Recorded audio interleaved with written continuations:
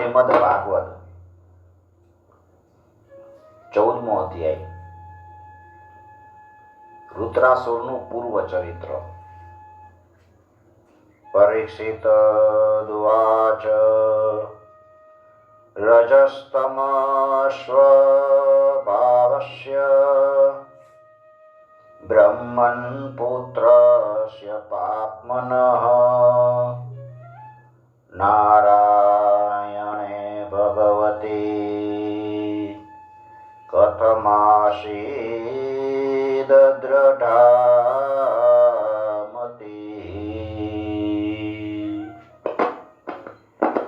દેવાનાં શુદ્ધ સત્વાનાં ઋષીણાં ચામલાત્મનાં ભક્તિર્મુકુન્દ ચરણેન પ્રાયેણોપજાયતે. પરીક્ષિત પૂછે છે કે બ્રહ્મન, રુદ્રાસુરનો તો સ્વભાવ ભારે રજોગુણી અને તમોગુણી હતો. એ દેવોને પીડા આપીને પાપ જ કરતો હતો. આવી સ્થિતિમાં ભગવાન શ્રી નારાયણના ચરણમાં એની સુદૃઢ ભક્તિ કેવી રીતે થઈ? પાપ કરતો હોય ને પાછો વળી ભક્તિ થઈ જાય. અમે જોઈ છીએ કે શુદ્ધ સત્વમય દેવના અને પવિત્ર કીર્તિ વાળા ઋષિઓ પણ ભગવાનની પરમ પ્રેમમય ભક્તિથી વંચિત રહી જાય છે. સાચે જ ભગવાનની ભક્તિ ઘણી દુર્લભ છે.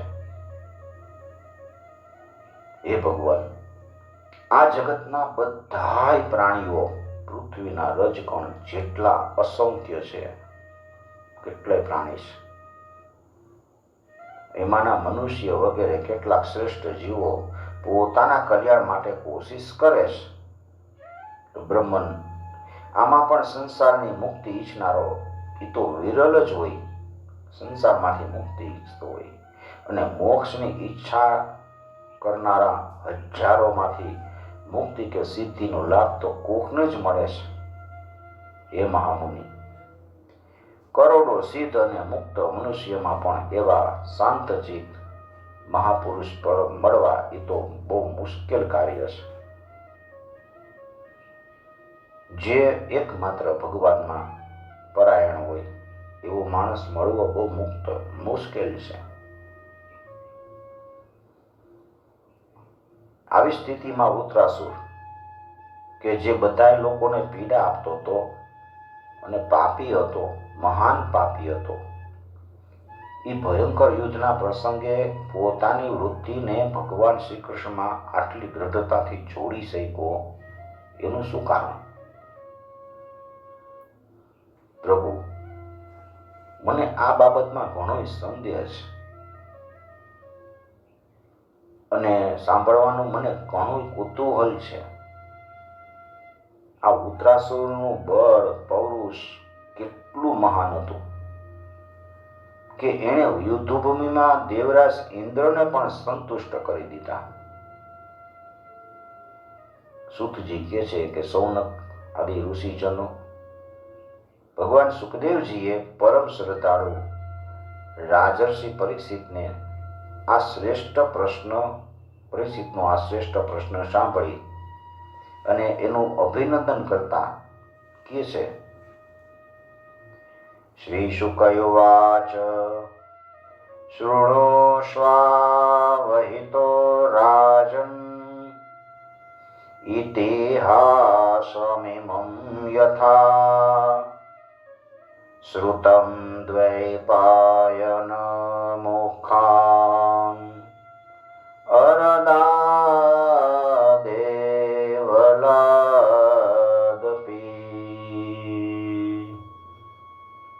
સુખદેવજી મહારાજ કહે છે કે રાજન, સાંભળો, મેં આ ઇતિહાસ પોતાના પિતાજી વ્યાસજી પાસેથી દેવર્ષિ નારદ અને મહર્ષિ દેવલના મુખથી વિધિપૂર્વક સાંભળ્યો છે કે આ પૂર્વજન્મમાં કોણ હતો વૃત્રાસુર, એ બધો ઇતિહાસ તમને કહું. પ્રાચીન કાળની વાત છે. સુરસેન દેશમાં ચક્રવર્તી સમ્રાટ ચિત્રકેતુ મહારાજ રાજ કરતા હતા અને એના રાજમાં સ્વયં પૃથ્વી જ પ્રજાની ઈચ્છા અનુસાર અન્ન અને રસ આપતી હતી. એ રાજાને 1 કરોડ રાણી હતી. હવે આપણને આ મગજમાં બે નહીં, 1 કરોડ રાણી એટલે શું?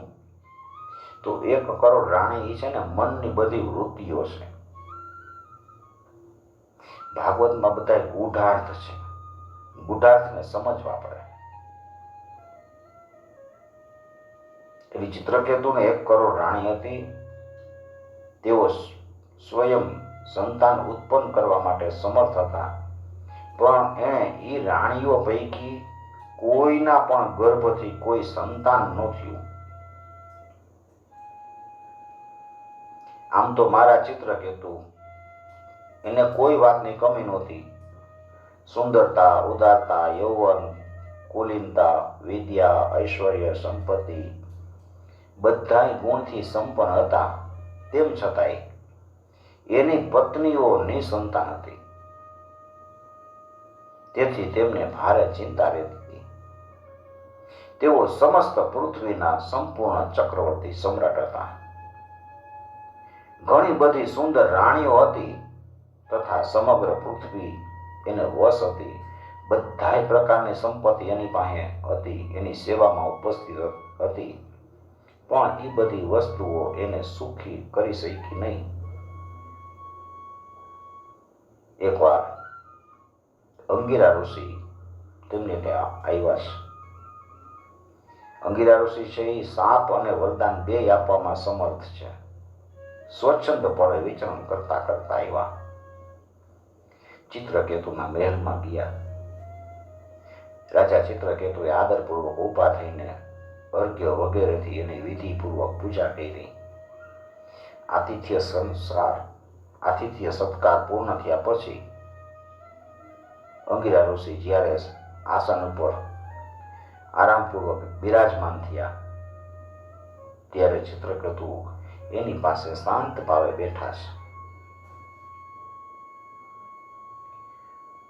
મહર્ષિ અંગિરાએ જ્યારે જોયું કે આ રાજા તો ઘણો વિનયી છે અને મારી પાસે જમીન ઉપર બેસીને મારી ભક્તિ કરે છે, એટલે ચિત્રકેતુને સંબોધીને એણે આદરમાન આપતા અંગિરા ઋષિએ કીધું, અપેતે નામયમ સ્વસ્તિ પ્રકૃતિનામ તથાત્મનઃ યથા પ્રકૃતિર્ગુપ્ત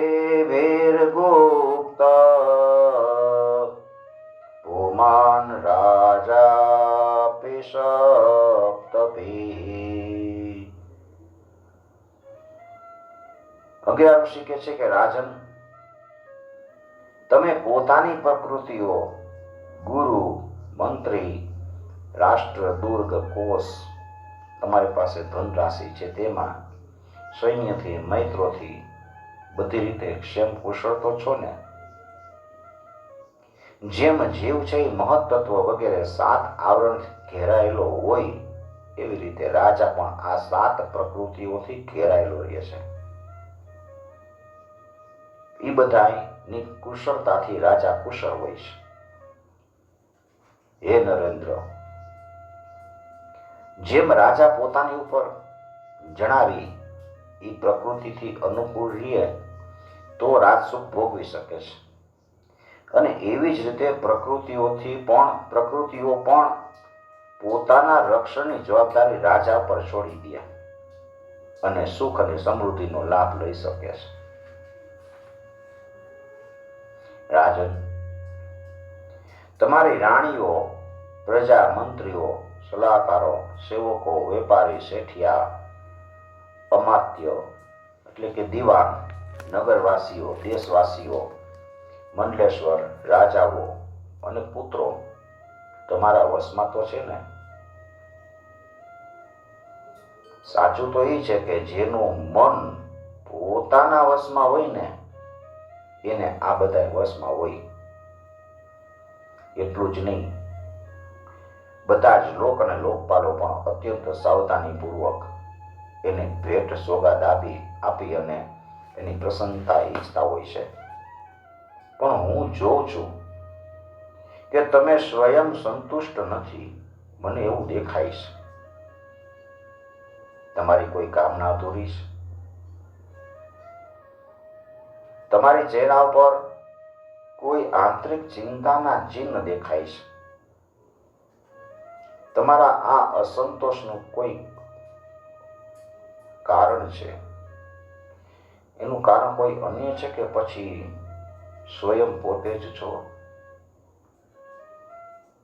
અંગિરા ઋષિ આવી રીતે રાજાના મનમાં કોઈ ચિંતા છે એ જાણી અને એની ચિંતા વિશે રાજાને અનેક પ્રશ્ન પૂછ્યા. ચિત્રકેતુને સંતાનની કામના હતી એટલે વિનયપૂર્વક કહે છે, ચિત્રકેતુર્વાચ ભગવન કિમ ન વેદિતમ તપો જ્ઞાન સમાધિભિઃ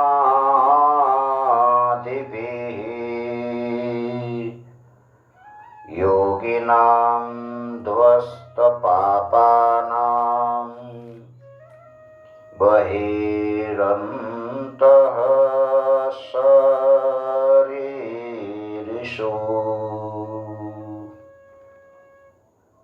હે ભગવાન,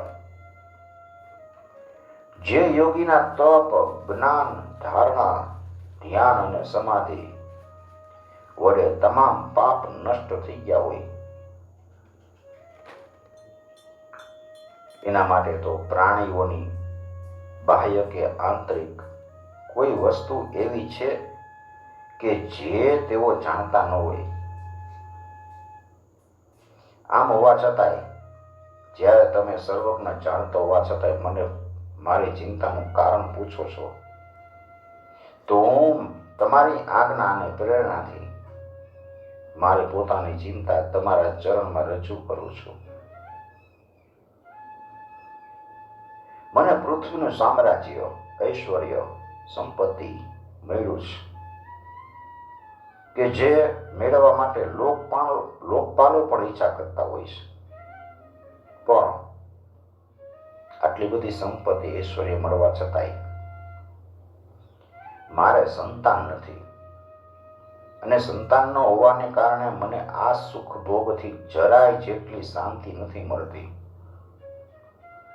જેમ કે ભૂખ્યા તરસ્યા પ્રાણીને અન્ન જળ સિવાય બીજા કશાયની ભોગની એને શાંતિ નથી. બીજા કશાય ભોગ મળે પણ ભૂખ તરસ ન મટે તો એને શાંતિ ન મળે. હે મહાભાગ, હું આ કારણે દુઃખી છું. બલકે પિંડદાન નહીં મળવાની આશંકાથી મારા પિતૃઓ પણ દુઃખી થઈ રહ્યા છે. તો હવે તમે અમને સંતાન પ્રાપ્તિ થાય ને એવું કરીને પરલોકમાં પ્રાપ્ત થનારા ઘોર નરકમાંથી ઉગારો અને એવી વ્યવસ્થા કરો કે જેથી હું આ લોક અને પરલોકના બધા દુઃખમાંથી છુટકારો મેળવી શકું. સુખદેવજી કહે છે કે પરીક્ષિત, જ્યારે ચિત્રકેતુએ આવી રીતે પ્રાર્થના કરી ત્યારે સર્વસમર્થ પરમ કૃપાળુ બ્રહ્મપુત્ર ભગવાન અંગિરાએ ત્વષ્ટા દેવતાઓને યોગ્ય ચરુ બનાવ્યો અને એનું યજન કર્યું. પરીક્ષિત, રાજા ચિત્રકેતુની રાણીમાં સૌથી મોટા અને સદગુણી મહારાણી કૃતધૂતિ હતા.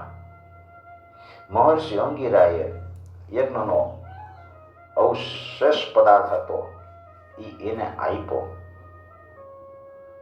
અને ચિત્રકેતુને કીધું કે રાજન, તમારી પત્નીના ગર્ભથી એક પુત્ર થશે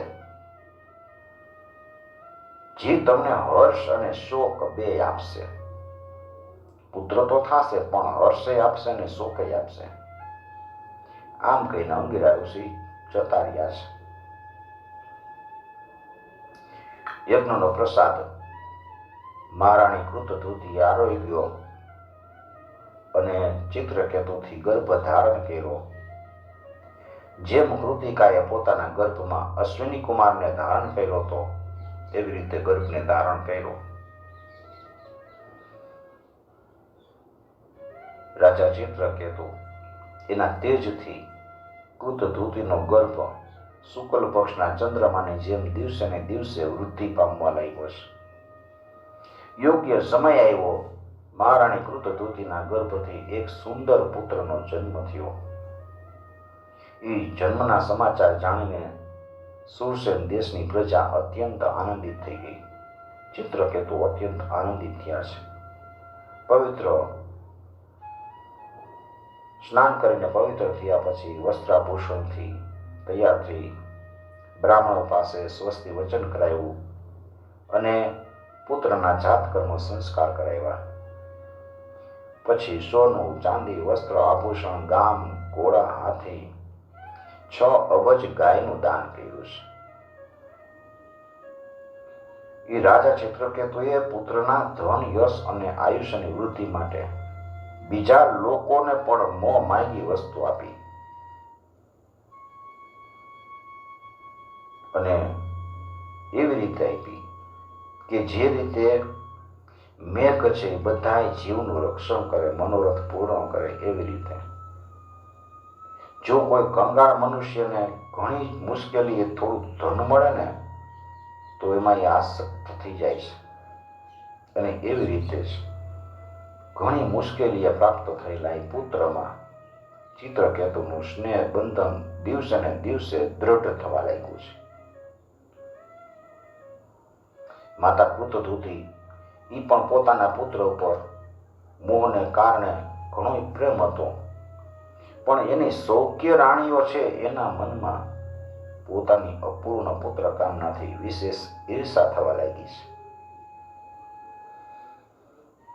બધી સૌખ્ય રાણીઓ છે વિચારે છે કે રાજા આને વધારે પ્રેમ કરે છે, અમારે પુત્ર નથી, એટલે ઈર્ષા થવા લાગી.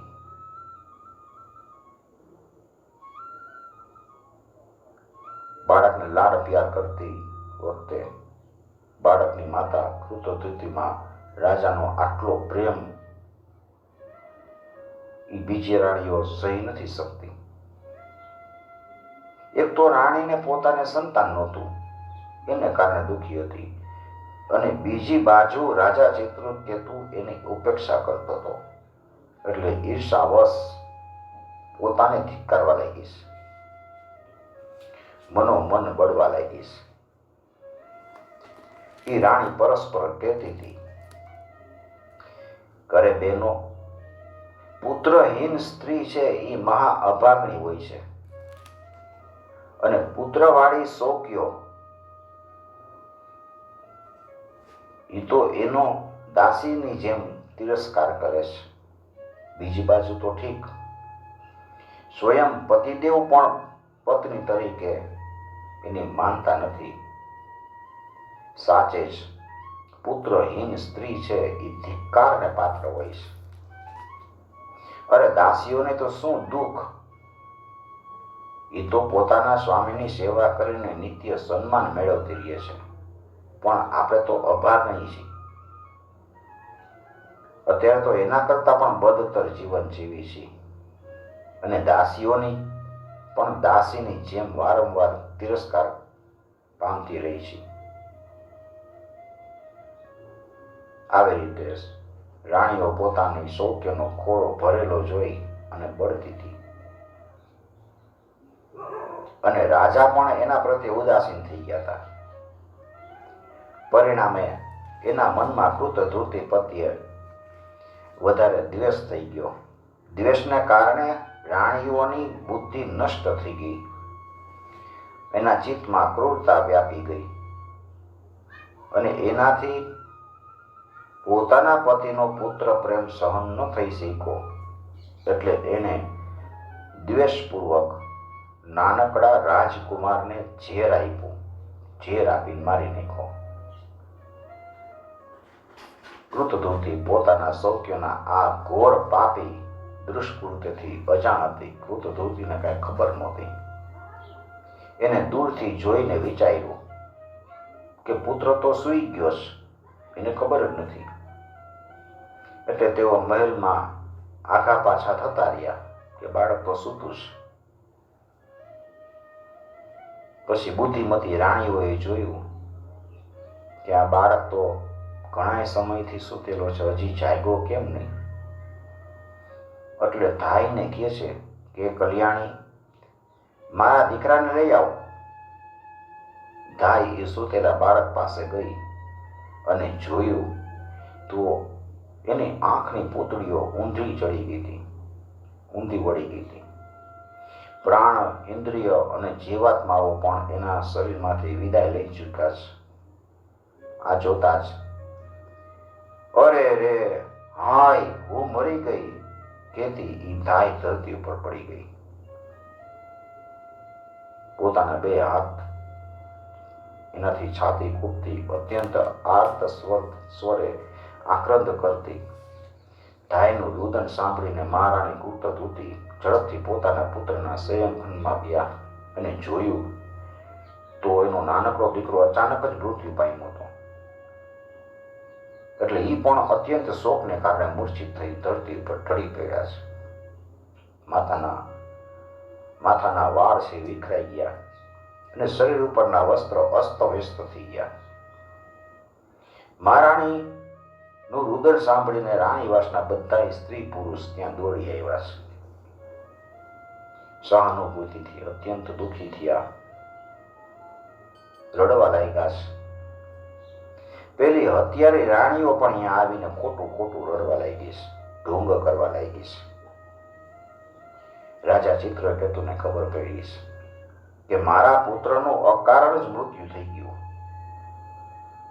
ત્યારે એણે અત્યંત સ્નેહને કારણે શોકના આવેગથી એની આંખો આગળ અંધકાર આવી ગયો એવું લાગ્યું.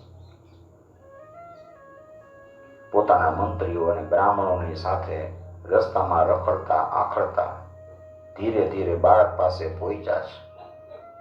મૂર્છિત થઈને એના પગ પાસે ફસડાઈ પડ્યા. એના વાળ અને વસ્ત્ર વિખરાઈ ગયા હતા. લાંબા લાંબા શ્વાસ લેવા લાગ્યા છે.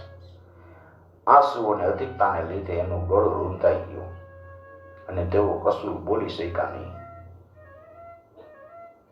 કૃતધૂતીએ પોતાના પતિને આવી રીતે શોક વિવળ થયેલા જોયા છે અને એકનો એક નાનકડા પુત્રને મૃત્યુ પામેલું જોઈને અનેક પ્રકારે વિલાપ કરવા લાગ્યા છે. એનું આ દુઃખ જોઈને મંત્રીઓ વગેરે બધા ઉપસ્થિત થયેલા મનુષ્યો શોકગ્રસ્ત થઈ ગયા. મહારાણીની આંખમાંથી એટલા બધા અશ્રુ વહેતા હતા કે તેઓ પોતાની આંખોના કાજળથી કેસર અને ચંદનથી લેપ કરેલા વક્ષસ્થળને ભીંજવવા લાગ્યા. એટલું બધું રડવા લાગ્યા છે. એના વાળ વિખરાઈ ગયા હતા અને એમાં ગૂંથેલા ફૂલ નીચે પડી ગયા હતા. આ પ્રમાણે પુત્ર માટે ટીટોળીની જેમ ઊંચા સાદે વિવિધ પ્રકારે રુદન કરતા હતા, બોલતા હતા, અરે વિધાતા, સાચે જ તું છે ને બહા મૂર્ખ છો કે તું પોતાની સૃષ્ટિને પ્રતિકૂળ કામ કરસ. ભારે અચંબાની વાત એ છે કે ઘરડા બુઢા તો જીવતા રહે છે અને બાળકોના મૃત્યુ થાય છે. જો તારા સ્વભાવમાં ખરેખર આવું જ વિપરીતપણું છે તો તું નિશ્ચિતપણે શત્રુ જ છો. સંસારમાં પ્રાણીઓના જીવન મરણનો કોઈ ક્રમ ન જળવાય તો તેઓ પોતાના પ્રારબ્ધ અનુસાર જન્મતા ને મરતા રહેશે. તો પછી તારી જરૂર શું છે? સગા સંબંધીઓમાં સ્નેહનું બંધન તો ઈ માટે નાખી રાખ્યું છે કે તેઓ તારી સૃષ્ટિની વૃદ્ધિ કરે પણ તું આ પ્રમાણે બાળકોને મારીને પોતાનું જ કર્યું કારવ્યું પોતાના હાથે જ નષ્ટ કરાવી રહ્યો છો. પછી તેઓ મરેલા પુત્રના તરફ જોઈને કહેવા લાગ્યા છે, બેટા, હું તારા વિના અનાથ અને દીન થઈ ગયો છું. હું દીન થઈ રહી છું. મને છોડીને આ પ્રમાણે ચાલ્યા જવું એ તારે માટે યોગ્ય નથી. જરીક આંખ ખોલ અને જોતો ખરો કે તારા પિતાજી તારા વિયોગમાં કેટલા બધા શોક સંતપ્ત થઈ ગયા છે. બેટા, નિસંતાન મનુષ્યો જે ઘોર નરક ને મહા મુસીબતે પાર કરવા ઈચ્છે છે તેને અમે તારા સહારે અનાયાસે પાર કરી જઈશું. બેટા, તું આ યમરાજની સાથે દૂર ન જા. યમરાજ તો અત્યંત નિર્દયી છે. મારા વાલા લાલ, ઉત્તિષ્ઠતાત તમે ઇમે શીશવો વયસ્યા સ્ત્વામ વયંતે નૃપનંદ સંવિહર્તુમ સુપ્તશ્ચિરં યનશયા યશનયા ચ ભવાન પરિતો પુંસ્વસ્તનં પીબશુચો હરન શ્વકાનમ. એ રાજકુમાર, બેટા, જો તારા બાળ મિત્રો તને રમવા માટે બોલાવે છે, તને સુવામાં ઘણો સમય વીતી ગયો છે, હવે તને ભૂખ લાગી છે, ઉઠ, કંઈક ખાઈ લે. બીજું તો કાંઈ નહીં, મારું દૂધ તો પી લે અને પોતાના સ્વજનો સંબંધીઓ એવા અમારા સૌનો શોક દૂર કર. વાલા લાલા, આજે હું તારા મુખારબિંદ ઉપર ઈ ભલું ભોળું સ્મિત અને આનંદપૂર્ણ દ્રષ્ટિ નથી જોતી. ઘણી અભાગણી છું. અરે હાય રે, હજી પણ મને તારી સુમધુર કાલી ગેલી બોલી સંભળાતી નથી. તું સાચે સાચ નિષ્ઠુર યમરાજ તને ઈ પરલોકમાં લઈ ગયો છે કે જ્યાંથી ફરીથી કોઈ પાછળ આવતું નથી. સુખદેવજી કહે છે કે જ્યારે સમ્રાટ ચિત્રકેતુએ જોયું કે મહારાણી છે એ પોતાના મરેલા પુત્ર માટે આટલો બધો અનેક પ્રકારે વિલાપ કરે છે, ત્યારે અત્યંત શોકથી સંતપ્ત થઈ ધ્રુસકે રાજા રડવા લાગ્યા છે. રાજા ને રાણી આ પ્રમાણે વિલાપ કરતા હતા, તેથી તેના અનુચરો, સ્ત્રી પુરુષો દુઃખી થઈ રડવા લાગ્યા છે. આખું નગર શોકથી બેહોશ થઈ ગયું. એ રાજન, મહર્ષિ અંગિરાજી અને દેવર્ષિ નારદે જોયું કે રાજા ચિત્રકેતુ પુત્રના શોકને કારણે ચેતનાહીન થઈ ગયા છે. એને સમજાવનારા પણ કોઈ નથી, એટલે તેઓ ત્યાં આવે છે.